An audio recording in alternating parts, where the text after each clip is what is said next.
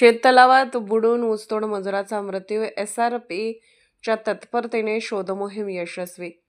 ऊसतोडीसाठी विजापूर कर्नाटक येथून आलेला मजूर राहुल वीरपक्ष बोरगी वय 18 हा शेततलावात पोहण्यासाठी उतरला. मात्र त्याला पोहता न आल्याने तो पाण्यात बुडून मृत्युमुखी पडला.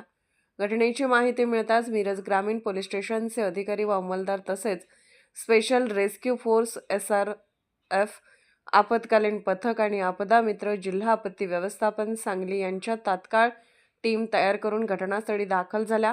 शेततलावाची खोली अंदाजे 25 ते 30 फूट असल्याने शोध मोहीम आव्हानात्मक होती. तरीही एसआरएफच्या पथकाने तळाशी जाऊन सखोल शोध घेत अखेर मृतदेह शोधून काढण्यात यश मिळवले. त्यानंतर मृतदेह मिरज शासकीय रुग्णालयात पुढील कार्यवाहीसाठी पाठवण्यात आला.